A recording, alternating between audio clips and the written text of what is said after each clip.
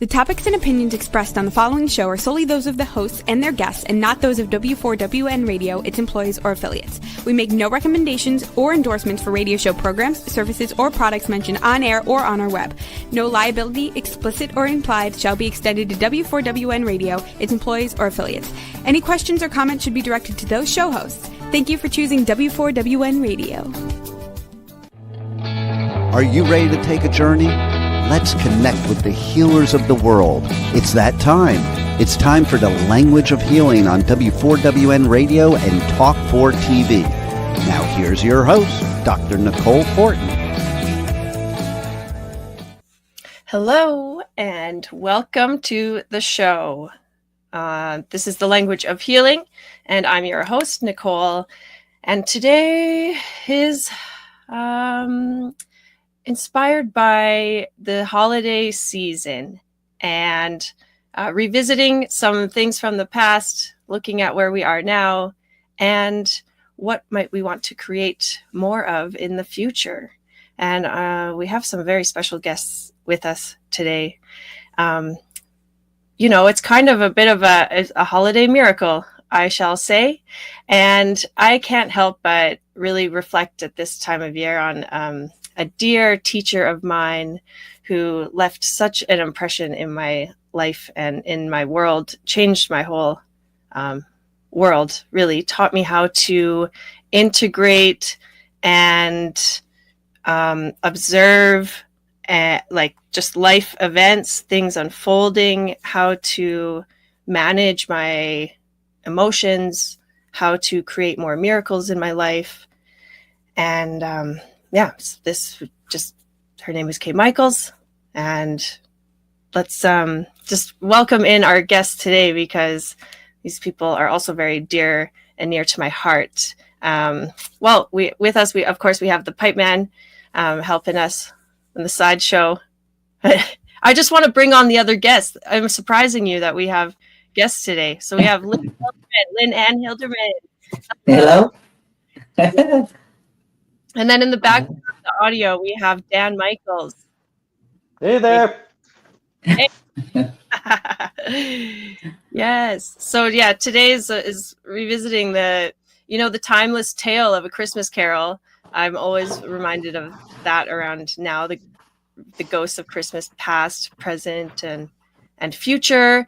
I was gifted these little dolls, like gnomes, handmade gnomes, and a whole box of them. And I, was told, just share some and pass them around. But I kept 3 for myself. And it was funny that I was reflecting later. Like there's one that looks like a youthful one. There's one that's kind of like the present, like here. And then there's a bit of like a future, kind of more wise looking one. And I thought that was cool that I was gifted these. The three characters, mind, body, spirit. And anyways, so time to kind of reflect on what's important. So you all here is important. Thanks for joining. Thank you all our listeners. I hope you're feeling spirited and light. So Pipe Man, any notes? You've always got something to add. I don't take note. I don't use notes. No, I'm just kidding. I really love that Dan's on the show, and that's super cool. So hello, Dan. Hey, how's it going? How's it going? I'm doing well. We've got some audio glitches with me. Oh, yeah. With me? With you. Dan's a mystery. Yeah. No, Dan, you sound great. It's the Pipe Man. Oh, I sound fine? Oh, okay. All right. Well, he's not talking through a pipe, so obviously there's a problem there. Yeah, that might be the problem. So what is the problem with my sound? Because I can't hear it. It sounds good. Yeah. I think there was just a moment where you were talking. It looked like you were talking, but nothing was coming out audio-wise. Yeah. Like that? Like that? Yeah. So I have to tell you that we're talking about, we talk about the language of healing. I do have notes because my insurance company, which I hate insurance companies, but they're like, hey, if you go get your annual wellness check, we'll give you this much money off to deduct from your premium. It's just these rewards. I gotta love how health insurance, you like buying anything, you have to have rewards, like so that you can spend more money at the doctors or on medications. Like, how can it even be legal that you can offer people rewards to give them poison? I don't get it. But that being said, I had 2 hours of my day wasted today because I The figured, business. I'm a business person. I'm Jewish. I want my free money. I'll go in there. I'll tell them I've already gotten all the thing checked out. I'm free. I'm good. I'm healthy. Good. Give me the check. Goodbye. So this doctor that I've never seen before wants to like run these myriad of tests, like every test under the rainbow. Okay. And I'm like, is that all free and covered under this free visit? Because my insurance company cold called me and told me that if I came in to see your office specifically, because they did recommend this office to get your free annual wellness check, that I would get money off of my insurance. So is this all these tests that you're ordering included in that? And she's like, I don't know. Well, then I want to talk to somebody that does know. Apparently, nobody knows. I should just get all this stuff done and not worry about if there's going to be a bill afterwards, or worry about whether I need it or not, or worry about why I'm getting these tests done. And ergo, I got kicked out of the doctor's office today because I refused to get sold a used car and get upsold. And when I started to ask, well, who can I talk to find out if there's going to be some co-insurance copay covered under my insurance, she was getting annoyed at me.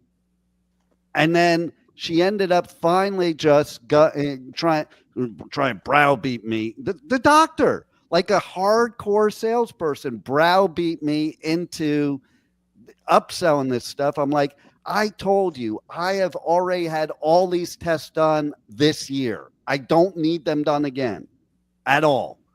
All I did was come in here for my free checkup. That's it. Okay. She got annoyed and brought me to the manager. Like, can you imagine this? Wow. Like you're at a doctor's office and they're bringing you to the manager like you have detention in high school. Okay. Because you refuse to just take random tests and random drugs without asking questions. Like they were so annoyed I was asking questions. And so then at that point, when the manager, he was the one like that, is trained just like in a retail store to, like calm you down and then kick you out.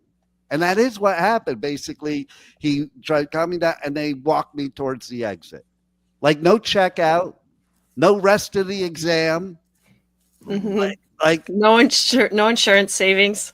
So wow, I'm getting that. I'm getting that because I already called Florida Blue and I complained.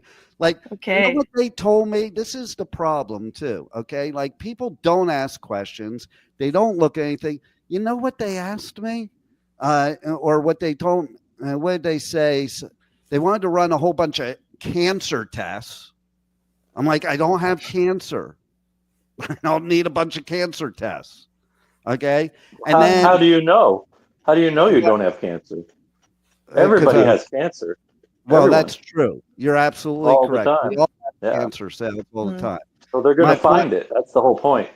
My point was, My point was, I didn't need this doctor who was pissing me off as it was to give listen. I've already had one experience with doctors where I did question and I still decide. And it was a time where my son said, Dad, just let them do what they're going to do. I'm like, no, I'm not going to let anybody just do what they're going to do. I want to know why they're doing it, the risks, and that's how people are brainwashed by this.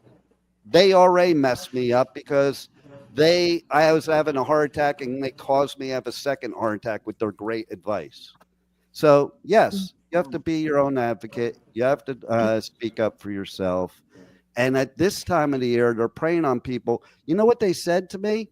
What they say, there was something fraudulent, something to the effect of it would be fraudulent for them to let me refuse or something like that.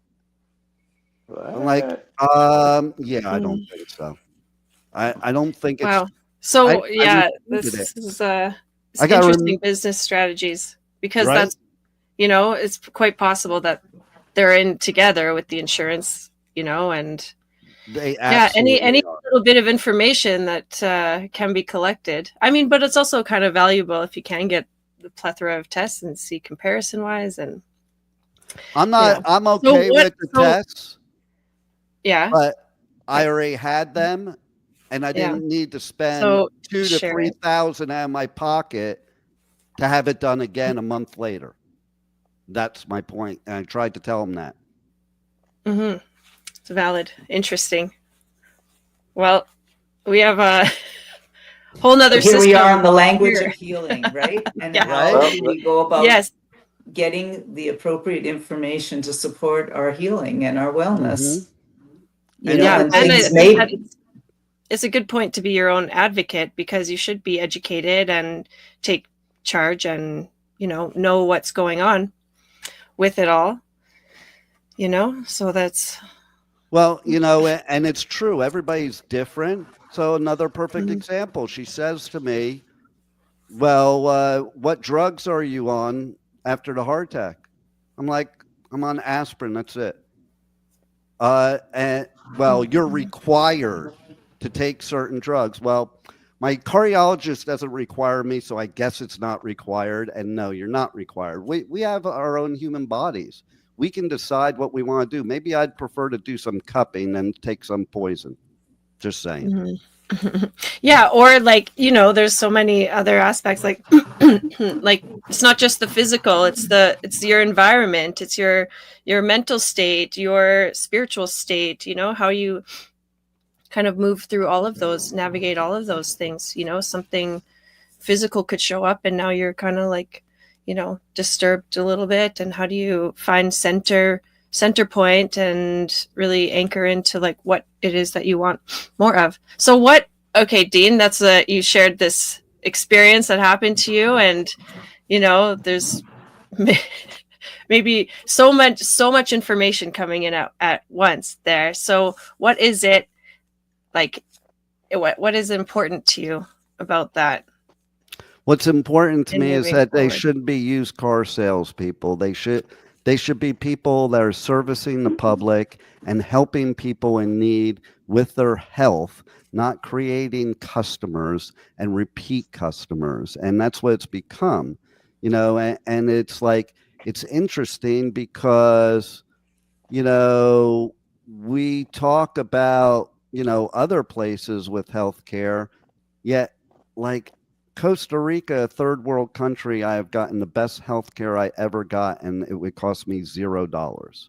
So, like, what's wrong with the civilized world? Because it's not just the U.S.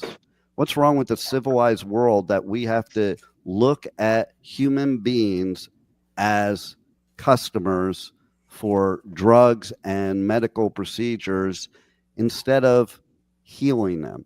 Like, you can't even say on somewhere that you can ilhe somebody, because they will take the video down, because you're not allowed to heal. You're only allowed to treat. And to me, treating means repeat customer for the rest of your life. And you shouldn't upsell people. Like, it should be like your goal to never see them again, self-regulatory. But it's nice to have, mentors or guides or someone who's been, through it, because there's like a whole array of possibilities there, But even because I think that at this time of year, health and healing is top of mind for people too.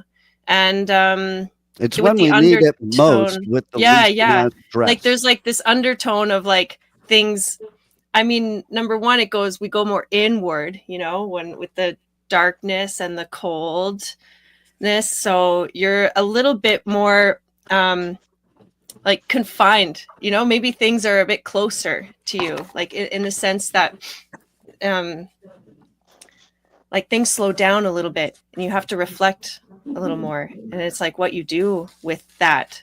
You know, and health, better health is like a real like New Year's resolution for people too. Oh, so no doubt. And it should be on people. When people set a goal list, it's always financially based. Why aren't things like health or hobbies or anything else like that on your goal list? Like my goal list consists of financial things, but it also consists of, you know, having a healthy lifestyle. To me, as you probably know, I'm not somebody that's afraid of dying. I'm afraid of living without living, you know? And so I do certain things. I eat very strict. I'm very active, not because of fear of death. It's a fear of not living the life the way I want to live my life. And in that, you are healthier for sure. And this time of year, there's a lot of stress. There's a lot of bad eating. That's why people tend to get sick. And, you know, there's another thing I want to ask everybody's opinion here who's on the show, including you, Nicole. And like, I wonder if it's like this in Canada too. But, you know, if you walk into Walgreens here in South Florida during this time of year, during the flu season, you hear this commercial overhead on the speakers with this like scary monster telling you to go get a flu shot because it's flu season. Literally, it does sound like a ghost on one of the movies or something. And then you have some teenage kid at the register that when you're buying a bottle of water, ask you if you would like a flu shot with your bottle of water. And I just think there's something wrong with that. I just think there's something wrong with that whole scenario right there. Oh, wow. Let's hear well, I mean, what else is possible? Yeah. I want to hear what everybody has to say about that. And if you have experienced that. No.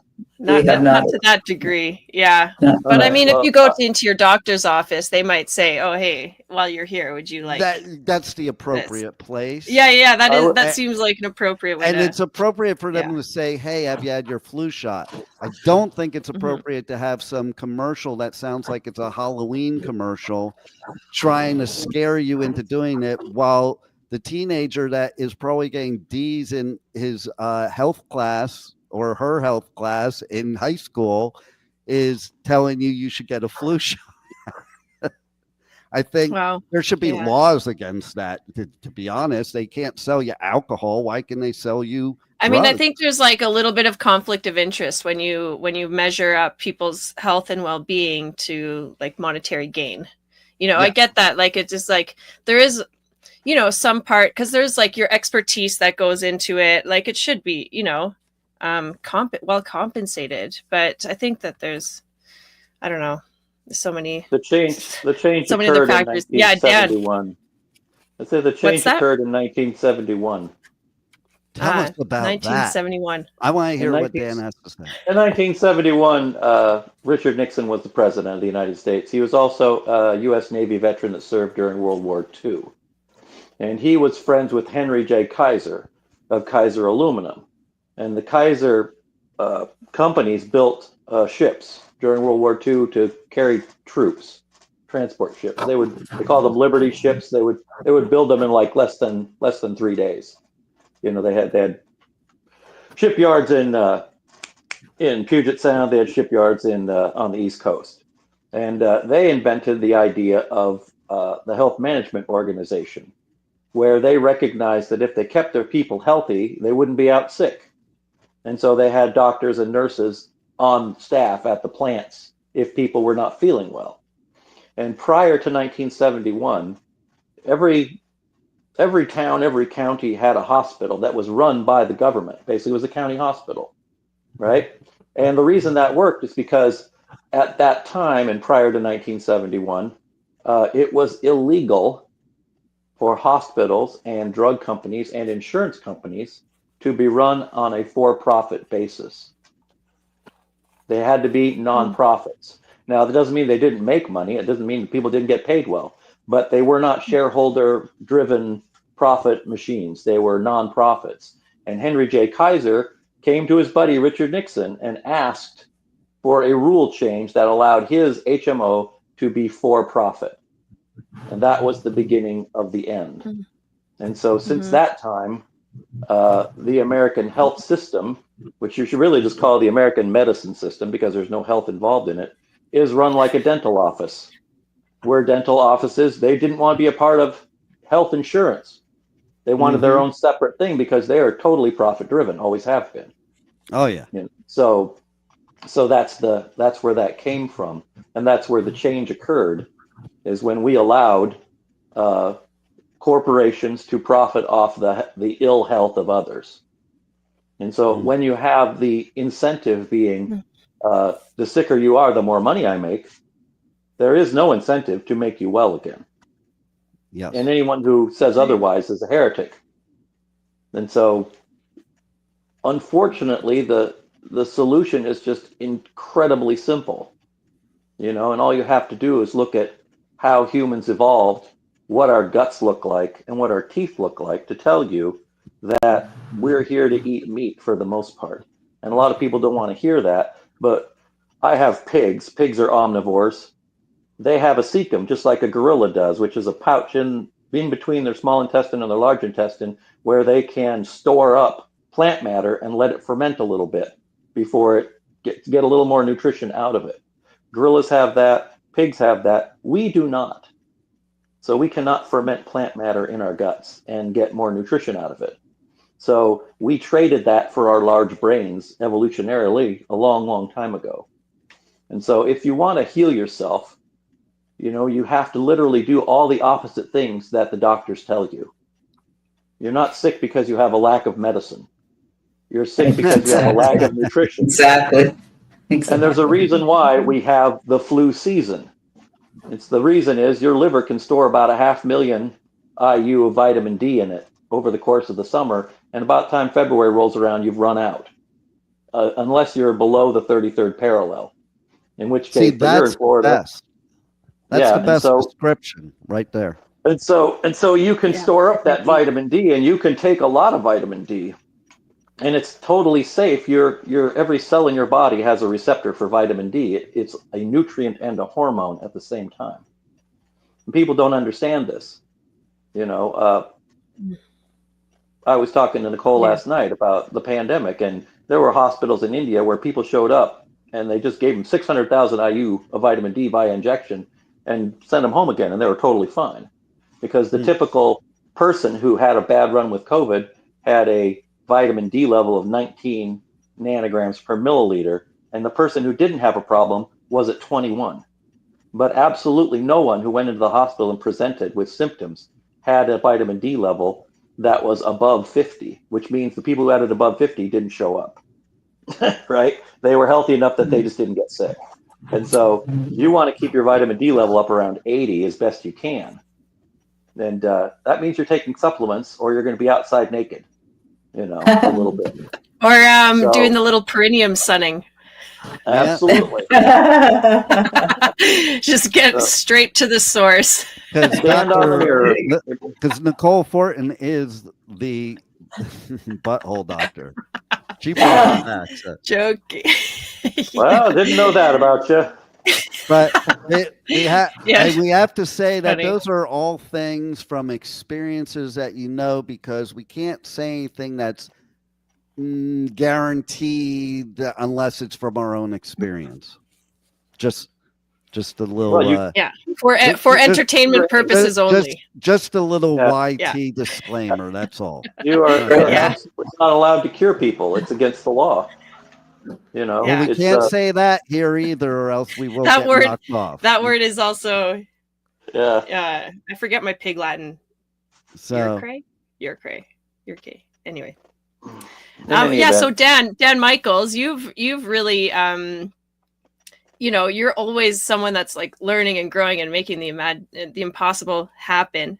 And so you have really taken on to being your own advocate and creating many resources around you.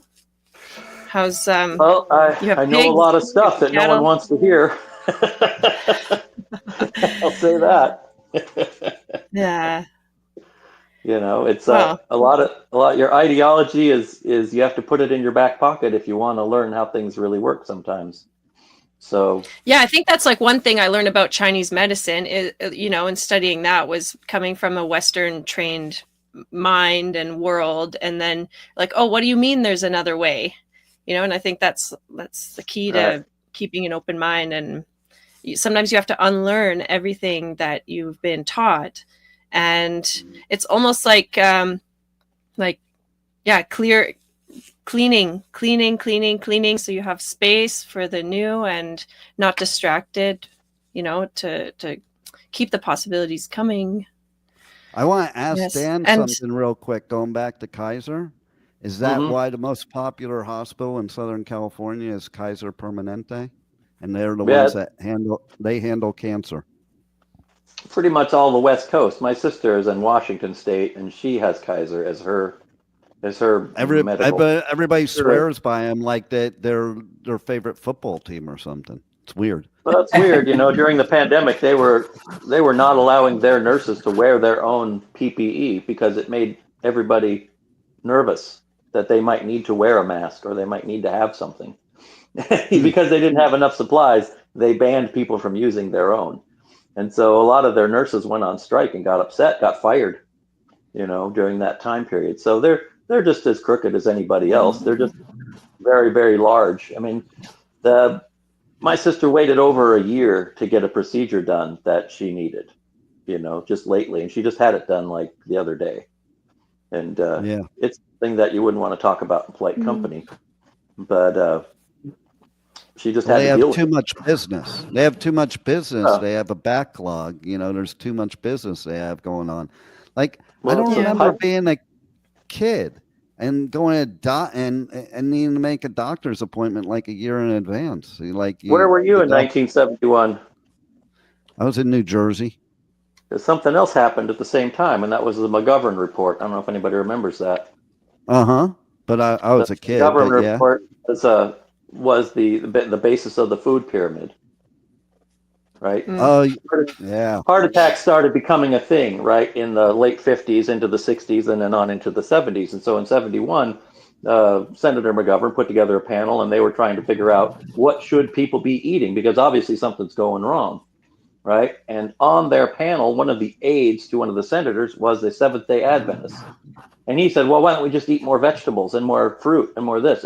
That's what we do, and we're perfectly healthy, blah, blah, blah. And so we did that, and now 50 years later, we're paying the price for it.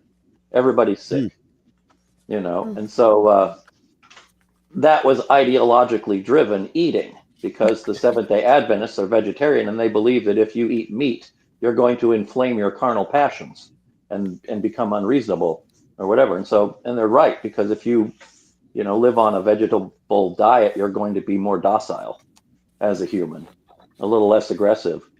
So that's the reason why you don't remember going to the doctor, is because nobody did.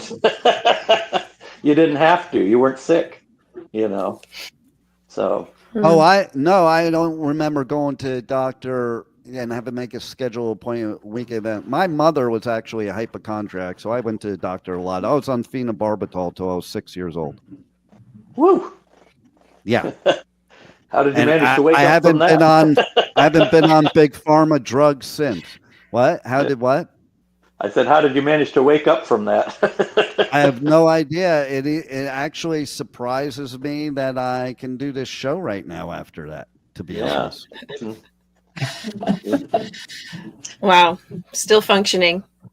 Okay, Lynn, I want to hear a little bit from Lynn. Yes. Well, just listening and taking in everything of what the conversation has been so far, I'm reminded of the time of year, the ghosts of Christmas past, gathering information from the past to support our present as we move into the future. And so it's interesting that so much of this is from the past, and where are we at now in all the information that really supports our health and our wellness, because there is a lot of information out there to try on. Like Dan said, put it in your back pocket. You really have to give your body a chance to try different things to see how it affects the system. And I think our bodies inform us when things aren't right. You know, either an experience that this is just not right. I don't want to be sold a bunch of, you know, like a package to have my health this way, or a protocol, you know, or maybe it's, you know, I'm going to try something that's going to help, you know, maybe changing my diet to eating a little cleaner, or doing a cleanse, or getting more in tune with my organs and understanding them more. So I think it's a big subject, but I'm all about, you know, what can I be and do to assist my body in functioning better. And sometimes I might try something and it might not be the thing that works. And then I also have to look at what are the things that I'm addicted to. You know, what are the things that are perpetually in my diet that I hook onto, that I have to have all the time. And so I think having any, you know, I think that's another contemplation of, you know, how do I get beyond my own personal addictions?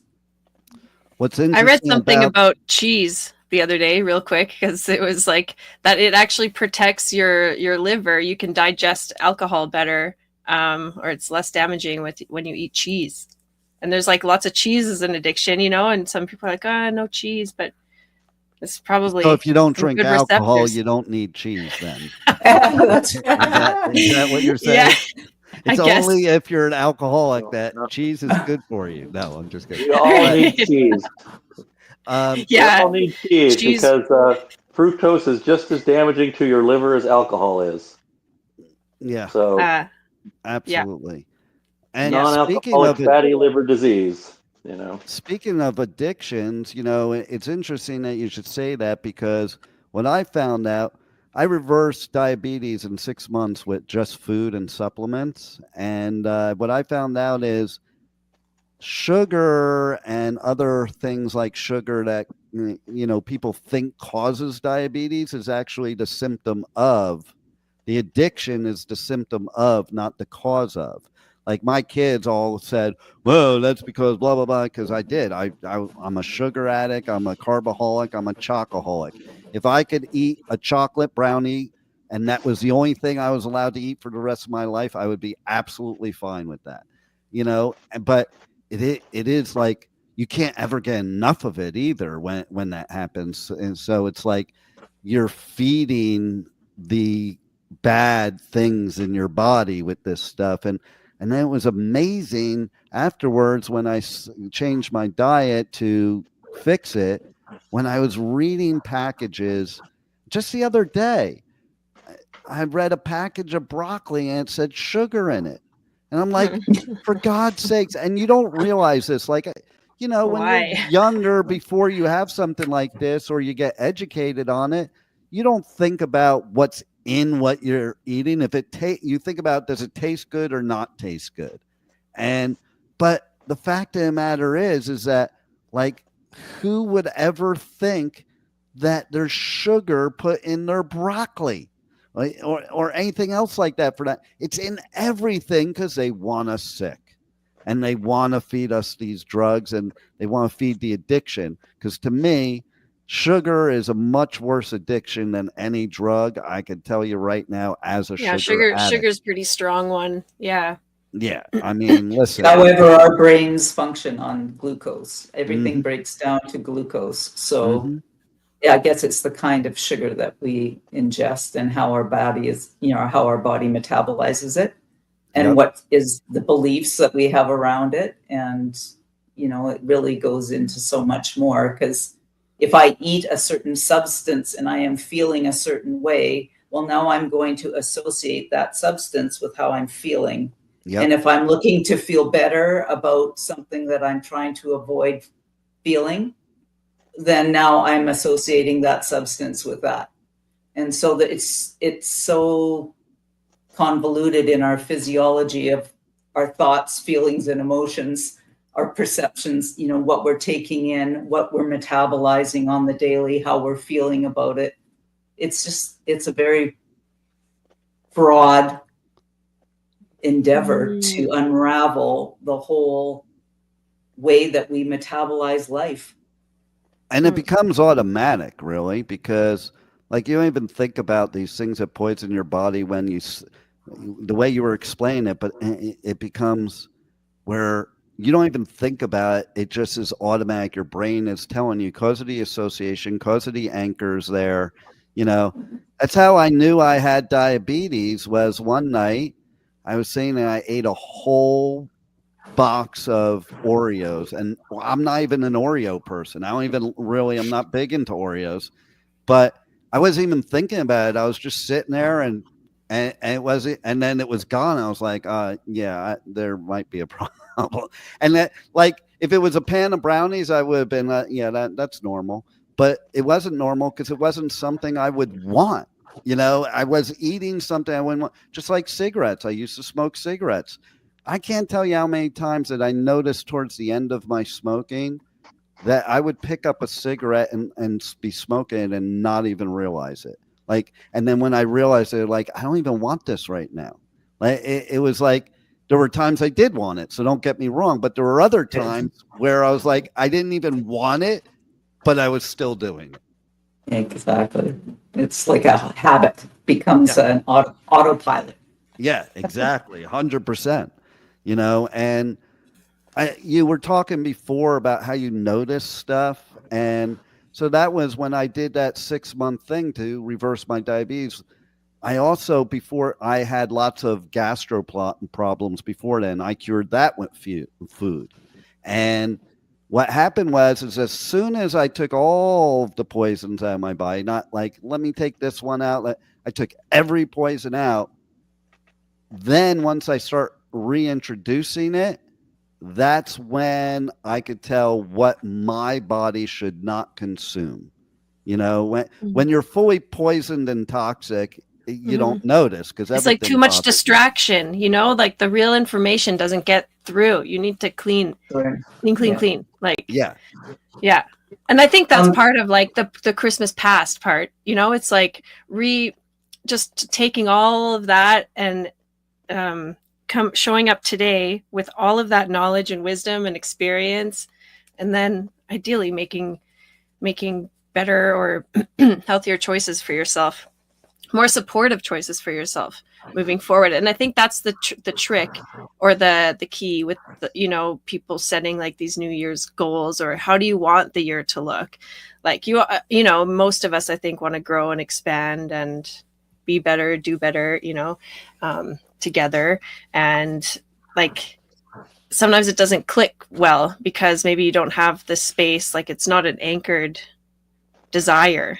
Yeah. And that's something I think magic of this time of year, or when the magic of bringing past, present, and future together, is that there's like a real potent desire that you can tap into, that possibility or that potential. And when we're talking about like healing and health, there's a lot of work that needs to be done on a bigger scale. The more we can do for ourselves, obviously, the better, right? Yeah. And I think there's also this gathering of information, right? Like we're always gathering information to support ourselves, right? Mm-hmm. But sometimes it's the timing, like when is the time to actually implement the change? Because, I think this time of year it's that going in, and it's like, where have I been over the last, seasons since last year, and what changes, did I implement, and where do I want to go now? But the habits, can be tricky to shift, especially in like a time of stress, maybe now, with like a little bit heightened, okay, I don't have like the energy to make that change, because that takes a lot of, to like And you can't leave a hole either. You can't leave a hole. Yeah. It No, has sometimes to we have to know we're in it long enough, and sometimes we're in it for a long time, knowing we're trying to reach out of it. Mm-hmm. Oh. And right, like that's the thing. I was looking at some of my addictions. It's been years, and I've just been like, wow, I can totally. For me, it's coffee. Like I love, and I was just watching myself, and at a certain point, I just kind of surrendered to it, allowed myself to just whatever. But I'm aware of my whole thought pattern around it. Well, I finally just nipped it in the bud. I don't know what happened. Something just aligned, and I haven't had it for, I'm just 3 weeks in now, and I'm not looking at the coffee machine just because I loved making it. I loved making it. I loved the smell of it. Like there's all these things that I would associate to it, and I haven't had that. But I've spent however many years wanting to get beyond it. Right. So when is the timing? When is the click that makes sense to have it actually be done? To change a habit, to shift. And there's that social aspect too, especially with coffee, because they're brilliant in marketing any caffeine product, because to me, caffeine's one of the worst drugs, but people don't think so at all. And they don't think there's anything wrong with that coffee addiction either. And it is difficult because, like, I'm somebody that doesn't drink coffee, and people look at me like I'm some kind of pariah because I don't drink coffee. It's the weirdest thing, and it's like there's something wrong with me. And I look at them, I'm like, well, I get an average of 4 hours a night sleep. I don't use an alarm clock. And when I wake up, I'm raring to go. Well, you need your 3 cups of coffee before you can even stand up. So I don't know. And but it's like with the cigarettes too. Okay. So I think you have to make decisions for yourself and not for society and not for anybody else or what have you. And, that's the hardest part, deciding yourself that you want to get rid of whatever the addiction is. It could be anything, because sometimes we don't want to get rid of it. It's part of us. It's our identity. To this day, I don't call myself a non-smoker because I know the minute I do that, I'm probably going to want a cigarette. There's psychological things. And the way I quit was totally 100% psychological. No drugs, no nothing. I smoked my last cigarette saying it was my last cigarette, and I haven't craved for one since. And I smoked for 36 years Marlboro Reds, a pack to a pack and a half a day, and doesn't even bother me now. The only thing that bothers me is I'm not part of the club anymore. But that's the thing with addictions. You have all these associations like that you have to overcome. It's not just like with cigarettes. 72 hours is all it takes to get over the nicotine addiction. It's everything else. And that's true with coffee. How social is coffee? It's like, it must feel weird for somebody that does drink coffee and stops drinking to like be around people that are drinking coffee, not necessarily because you want their coffee, more like you feel like you don't have something, like something's missing. And that's why I said before, in order to break a bad habit, you must replace it with a good habit. If you just break it, it's going to come back. And it takes about 30 days to successfully break a habit, to change your whole mindset. Like now, 3 days ago, I just realized yesterday, 3 days ago, it was 7 years since my last cigarette. I didn't even remember till yesterday, 2 days later, because it's just not part of my mindset now. Whereas that first year, it was like, that seemed like forever, that first year.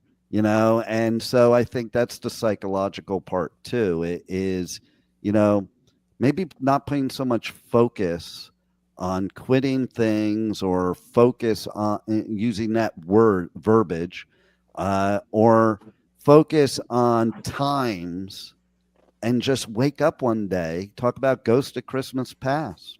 You wake up one day and it's 7 years later, it's 10 years later, it's 3 weeks later, it's 20 years later. And to me, the Ghost of Christmas Past is going back and looking at all the things we did to poison our body and realizing now that, hey, we're not going to take a pill and everything's going to be fixed in 2 seconds. We spent our whole lifetime poisoning our body. We need to spend some time to make it healthy. Yes. And you know who helps make bodies healthy is Lynn Ann here. Do you want to share your contact with the listeners and share a little bit, if you'd like, about what you do, what you offer? Well, I mean, I'm a body worker. I've been working with people in their bodies for many years and helping them create movement in places that are stuck in varying different ways. And so I do coaching and clearing and helping people set goals and revisit their past and look at where they are now and set intentions for what they're moving towards. So I'm for sure I'm in Calgary, Alberta, and typically work either online, over the phone, or in person. So yeah. And how do people reach out to you to either like find out more about you or schedule an appointment, check out your services, all that good stuff? Yeah. So our website is breathbodyworkwellness.com, and so you can find all of our information there, all the services that we provide. It's myself and my husband, my partner, and we work in different ways, but that's where you can find us. It's Breath Bodywork Wellness. I love that name. Thanks so much. Yeah. Do you have any socials you want to share with anybody? I guess that would be the same on social media as well, like Instagram and Facebook as well. Great. And Dan Michaels, Yes, ma'am. you have anything you would like to share? It's Final notes. You also have a YouTube, right? You're just my name. keeping track with your farming adventures. A video every once in a while, and I put some things on my Facebook page. And so I'm here raising animals to eat because I believe that is the principal way to health. And also, the air is clean here. It's relatively unpopulated, and it's a good lifestyle. So, and so that's Dan Michael. Can you spell that out for us? It is Michels. So I've got pork for sale for $2 a pound, hanging weight. Beef for $2.50 a pound, hanging weight. And because we don't have a USDA processor here, you have to take it to a custom processor, which there are several here around. But then the artist, you have to pick up the meat, and they'll only break it down to like a half a pig or a quarter of a cow. So it's a significant investment in food for people. I can't sell it by the cut. I could take an animal, 150 miles away, but the cost of transport is prohibitive for me. So that is what I'm doing. That's why I'm doing it. Awesome. Thank you for that. Beautiful. Dan Michaels rocks. Yeah. You guys need to support this person because he rocks. And everybody needs to support Lynn too, because then you can't watch the show if you don't. No, but seriously, I want to know, I think everybody wants to know right now real quick about the mind clearing service that you offer, because I think 99.99% of the human beings walking the earth with everything and the political stuff and everything going on needs that most of all right now. Yeah. Mm-hmm.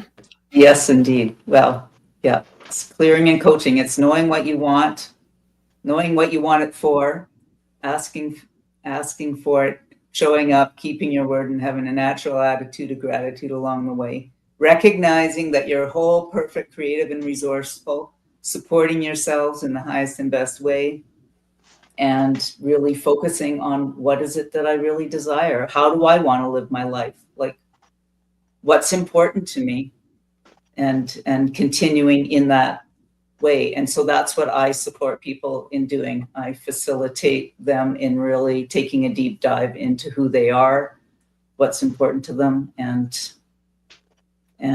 really setting out on a different path. I even like to say, based on what you were saying, that you probably allow them to get rid of all that outside chatter. Exactly. That's about you? what really matters. How about right. you, Dr. Nicole? Well, Well, I mean, your you can- information. Yes, of course. Thanks. I mean, we're on the Language of Healing. You can find us on w4wn.com every Tuesday at 2 p.m. Eastern time live, or catch the replays on the YouTube, the Facebooks, the I don't know, Pandora, Spotify, all those things at the Language of Healing. iHeartRadio. At iHeartRadio, of course. How could I forget about that? What else? I'm also in Calgary, Alberta, and do a lot of similar work to Lynn. She's also taught me many, many things along my journey. I'm very grateful for Lynn, and I'm grateful for Dan for coming on and sharing words of wisdom. It's a great conversation. I think there's lots of things to consider and reflect on, and maybe you're inspired to make some little shift that brings you more joy into your future. And Hype Man, any last? We got to go. My final word is, it just got cold here. It just dropped under 80 degrees during the show. Wow. I'm gonna go get my ski jacket now. Yeah, well, we're at like a minus 15 here, so And you're welcome. You would be surprised how many people when it's in the 70s here do wear ski jackets and hats and gloves. I saw somebody wearing It's all gloves relative, It's all relative. Yeah. There it is. Okay. All right. Thank you so much for tuning in. Thank you. Great show. Yes, I agree. Well, we'll see you next time, everybody.